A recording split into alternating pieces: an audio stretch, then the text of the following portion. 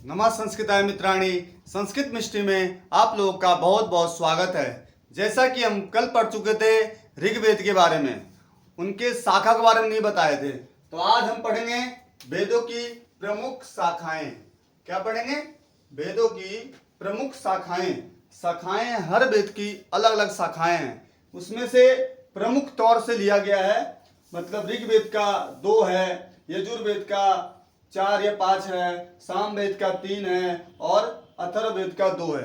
तो हम याद करना है हमें, क्योंकि जो अभी एग्जाम आने वाला है, जो परीक्षाएं अभी आने वाली है, जैसे यूजीसी का नेट का हो गया या फिर टीजीटी पीजीटी का हो गया या फिर हर स्टेट लेवल का कोई सा भी परीक्षाएं हैं, वो हर एग्जाम में एक ना एक प्रश्न जरूर आता है। ठीक है, तो हम पहले पढ़ेंगे क्या? ऋग्वेद के बारे में पढ़ेंगे। ऋग्वेद का कितने शाखाएं हैं? ठीक है, तो ऋग्वेद का साकल और बाष्कल है। कौन कौन से हैं? साकल और बाष्कल। ठीक है, ऐसा करेंगे क्यों 5-7 बार पढ़ेंगे जिससे हमें याद हो जाए। ठीक है, तो ऋग्वेद का क्या है? साकल और बाष्कल। ठीक, उसके बाद यजुर्वेद का है माध्यान्ह, और इसी को बाष्कलसनेयी शाखा भी कहते हैं। क्या कहते हैं?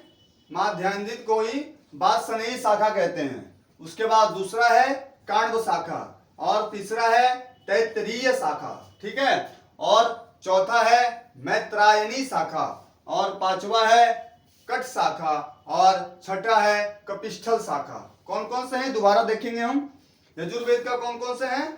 माध्यान्ह शाखा, काण्व शाखा, तैत्तिरीय शाखा, मैत्रायणी शाखा, कट शाखा और कपिस्थल शाखा। ठीक है, उसके बाद है सामवेद देखेंगे। सामवेद में कितने हैं? तो कौथुम है, राणायणी है और जैमिनी है। कौन कौन से हैं? कौथुम है, राणायणी है और जैमिनी है। ठीक है, उसके बाद चौथा है अथर्ववेद। अथर्ववेद का है शौनक और पैपलाद।